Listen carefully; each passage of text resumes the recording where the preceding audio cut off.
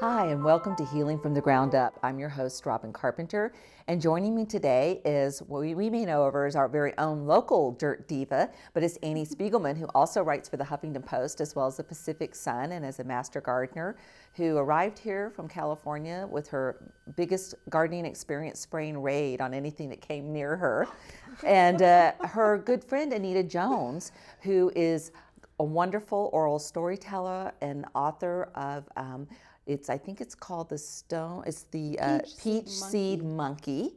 And they are great friends, kind of a Thelma and Louise of gardening.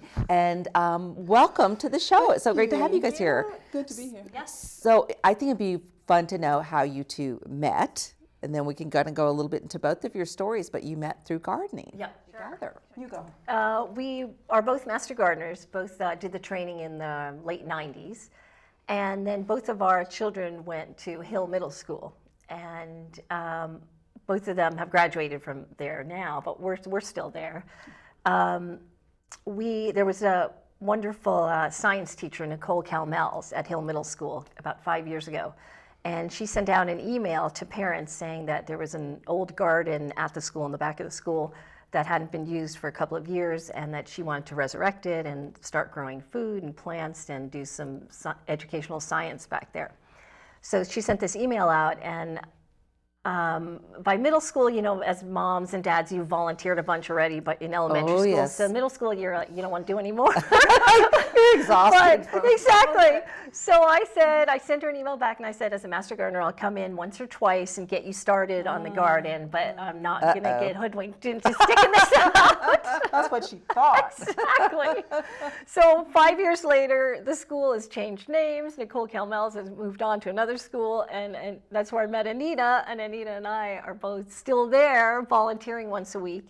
Still there. We love the garden, and we love the kids, and we love to teach them about food and agriculture and eating healthier, and just, you know, where their food comes from, and being out in nature, not on their screens all the time. So we still volunteer there once a week. So tell me a little bit, and then I want to come back to some stories about what's happened at the school.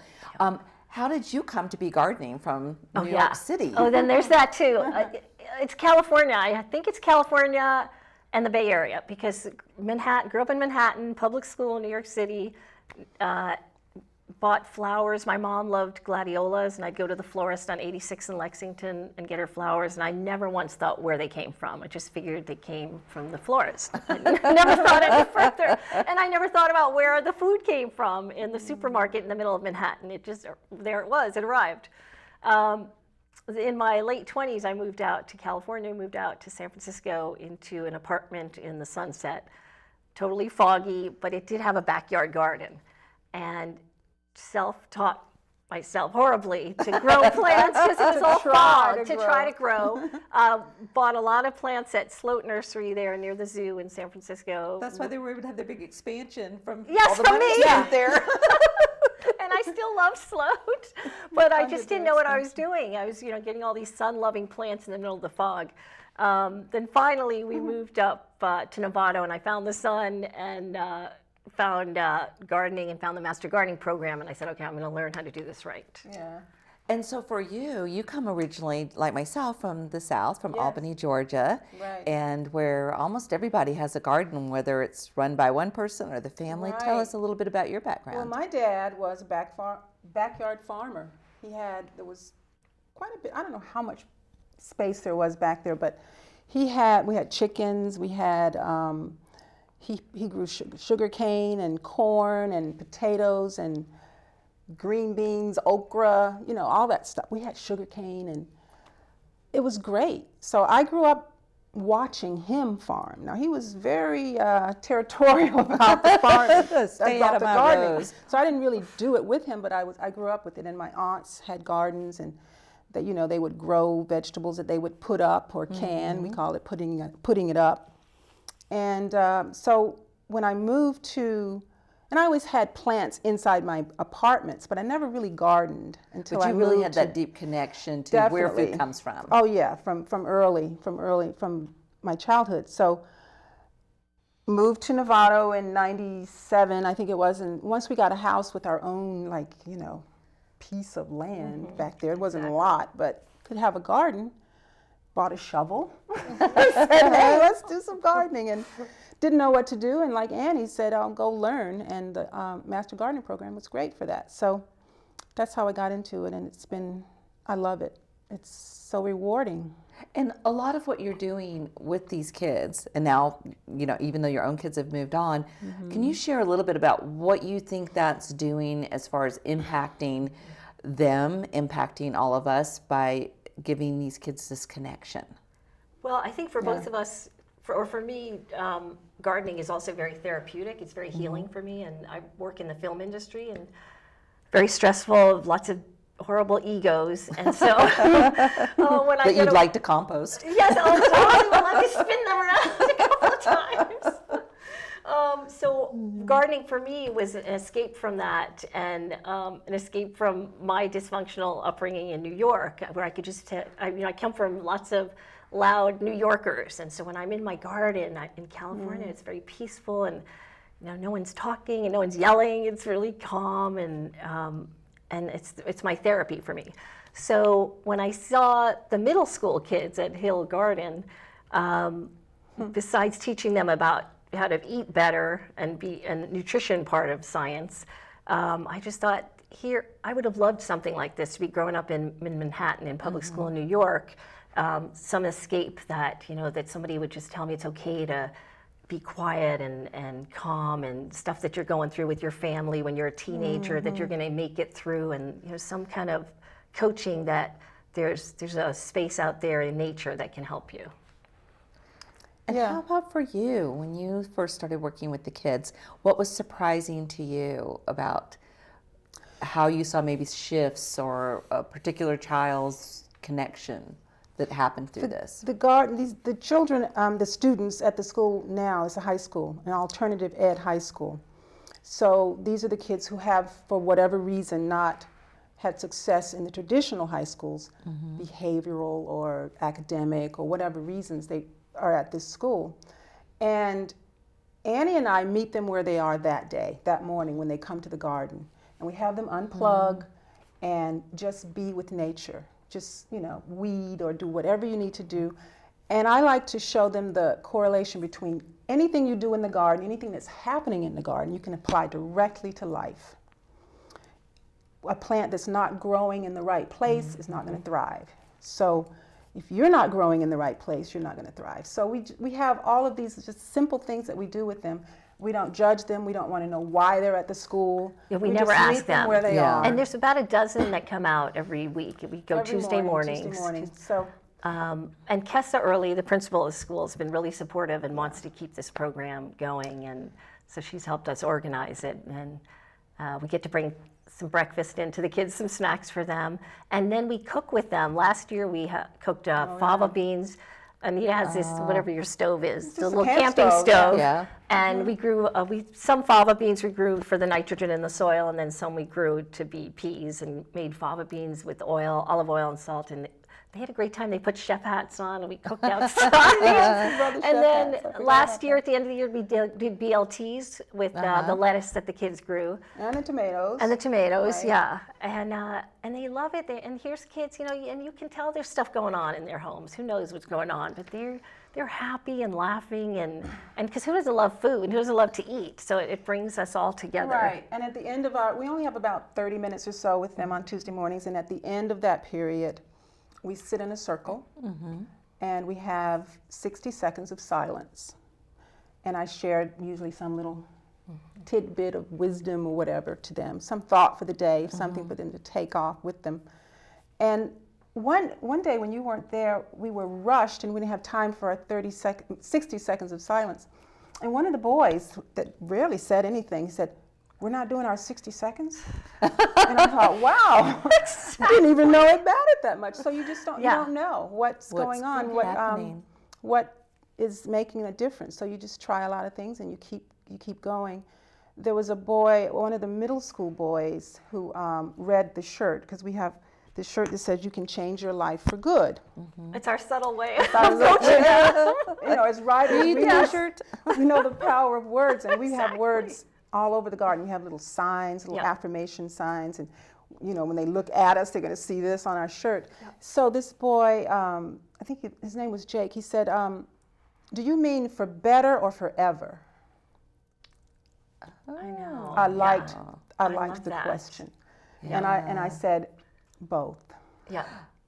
So I hope he's still, wherever you are, I hope you still remember that. For better or Yeah. forever, you can change your life for good. And you know, we've actually had some graduates saying that they were interested in farming, and one of the boys that graduated said he was going to go apply to at IBC at the college where they have the organic farm, and go on from there. Indian Valley College. Yes, exactly. So you never know. I feel like we're, you know, whether they do anything with it right away or later in their 20s or 30s, maybe when they move into a house, they'll be like, oh, that's what those garden ladies were talking about. And, you know, the proof for me, the proof is that they show up. If they, 8 o'clock, 8:15 on a Tuesday morning, they show Then up. something's happening. Something's happening, they want to Yeah. come. And they do get credit for coming, but they want to be there. You know, it's an interesting thing too when you think about the studies that have shown recently too that having your hands in soil acts as an antidepressant, and this whole connection. And we see that every Tuesday. Of the cycle of the, you know, we forget. Yeah. When I think about you and the kids, I just think about, you know, we forget about the underneath of things and how soil and the ground, it starts with the dark underneath hidden places, Right. you know, healthy Yeah. soil. And that for these kids, a lot of these kids that need an alternative environment, it's because they are so tuned in a way, and our culture doesn't actually honor that. Right. Whereas what you guys are doing Yeah. is kind of honoring that they're digging down in their soil and their underneath place, and they're not fitting in the shallower culture in some ways, perhaps. And it's interesting because I do see a mood shift by the time, because we all come in, you know, we're all tired, everybody's a little lethargic for the first 5-10 minutes. We're all kind of like, okay, what's your darn project today be? And by the time they leave and head to class, everybody's got energy, you know. And I look at them sometimes in our minute of silence, which is, as a New Yorker, it's even hard for me to do a minute of close my eyes and be silent. So sometimes I peek and I see that there's, you know, it seems like they're enjoying this moment, and they probably are with all this technology bombarding them all day long. That it's probably they probably feel good making somebody stop it for a minute. Well, it's interesting. Another study I read recently talks about there's a movement I think called grounding, but that because we don't, our bodies, our feet, our hands don't touch soil, we build up a lot of electrical charge. So if you think about the fact that, you know, we have on like rubber bottom shoes and things like that, that exactly. the amount of time that a human being in sort of our world here in the Bay Area, that you actually are touching soil or the ground, like really with your body, that's probably having a great impact. Oh, I'm totally addicted. I can see if I haven't been in my garden or at school gardens, if I, like this week, I've been working too much and been on the screen and computer and phone calls. And this morning I went out there and in my garden, I still have pineapple sage blooming and this beautiful yellow tagetes and some salvia still late in the season. And I walked out my back door and I was like, oh my God, I'm home. This is where I belong. I've missed this. It's like your children almost, your plants. And I was out there weeding a little bit and it felt so good. You know, and thinking about the fact that you're both writers or storytellers, how did that, when you did the Master Gardener, I mean, that's a different piece of yourselves that you're going to do that, and both of you were called to do that. How could, if each one of you want to say, how did that inform you also as a storyteller, and in the reverse, how as a storyteller do you feel like talking to the children about the words and how they matter? Well, for me, I'm always looking for words of wisdom and just something to take with you for the day. And when things come across my desktop from friends, and I just kind of pluck it and say, oh, that'll be great to tell the kids in the garden. And with writing, we draw from our experiences to do our writing, so my characters get informed by something that's happened to me with the kids at the garden and vice versa. So it all just kind of plays into each other. There's a lot of cross-pollination with that stuff, and I like that. And Anita does more, she does fiction and nonfiction writing, but I do more nonfiction. So for me, and this may sound a little bitter and jaded, but that's New York. So when get the raid out. Get the raid, exactly. I felt that I was gypped because I felt that you go to the store, to the plant store or our big chain store, and you buy the plants, and all those amendments and fertilizers that are there, that it was right there near the checkout, so they must be safe. And so I would buy that because I didn't know any better, ignorance. And so when I took the Master Gardening program and found out that it's all about your soil and about compost and not using all those chemicals, and all those chemicals are just, polluting our water and polluting us, and they're very toxic to all of us and to mammals. So I felt that, how did I not know this? I'm Miss New York. I thought I was educated and knew this. And so I thought, I need to share this with other people. And around that same time, my son was a year old, and I had chemicals in the backyard, and I had been spraying, and that's when I started researching what's in them. And that's when I went organic. And once you find out, you can't hold that in. You have to share this information. I mean, it's so many people still don't know what's going on and what they're spraying in their yards, and they're not wearing any protection.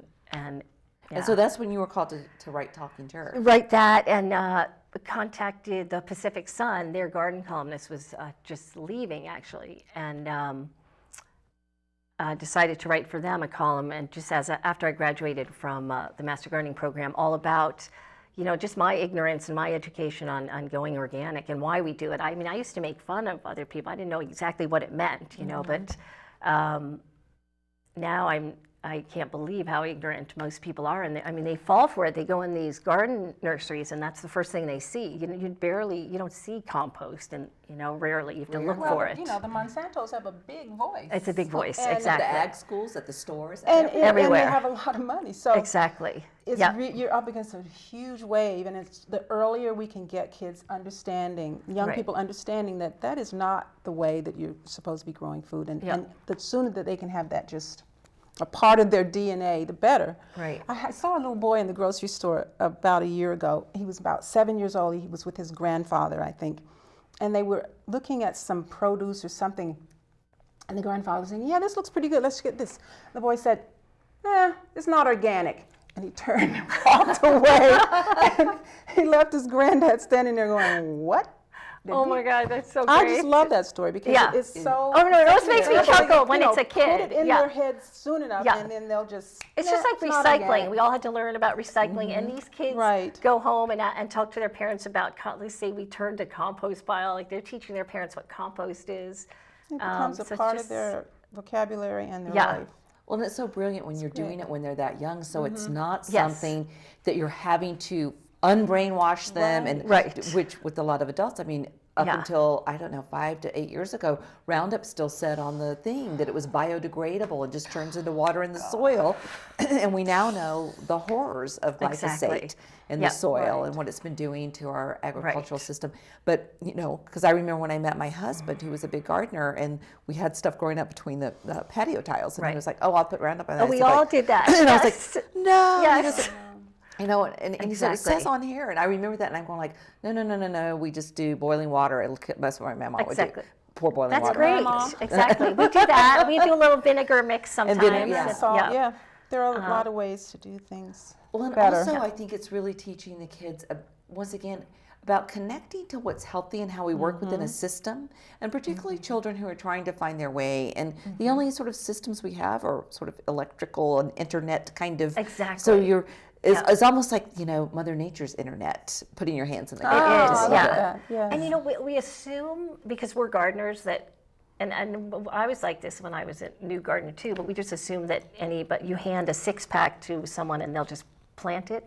But it's so sweet. These kids, I hand them a 6-pack, and they don't know what to do with it, and they don't, and they ask a lot of questions about how far, and that's good questions about how far down the seeds. We'll read the seed packs together. You assume nothing. Yeah, and so we really, and then it makes me happy to think, okay, I really am teaching something to them. I just assume people would know you just. Like, they're asking, do I put the whole plant in? Do I put the whole piece of plastic in with it? And I thought that was so great. Yeah. And there is a sort of magic to it. Do you see that in the kids? Total that there's magic. Like, this is really Okay, wait, you got to tell your heart story. The heart shapes. Oh yeah. my. Okay. The heart. This well, is magic. I see hearts. We all do in shapes all over around In us. nature. There are hearts in nature or on the sidewalks, and gum that's in the shape of a heart or whatever. But I had shared that with the students in the garden, And one day, And she Ulysses, takes photographs. Even she's like walking down the street and sees a leaf or something that that's looks in like the shape of a heart. Yeah. And my whole thing is that love is everywhere. Yeah. So we were working in the garden one morning, and Ulysses was over working with some the compost. We were just doing the clippings from the garden, doing a big compost pile, and he starts yelling, Anita, come over here. It's a heart. So we all go running over, and sure enough, in that tangled up batch of dried twigs and leaves, Right. there was a heart shape, and you could see it. It wasn't like, I don't see it. It looks like a truck to me. No, it was a heart. And usually Ulysses, a And senior, he's about to Ulysses graduate he was this so year, and he's excited.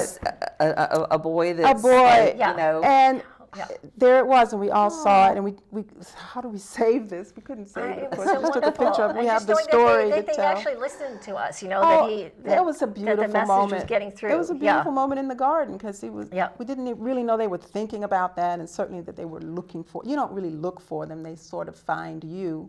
Yeah. But I love that morning. Yeah. And then another time they found a Jerusalem cricket, those Oh. really oh, freaky, they're like. so scary.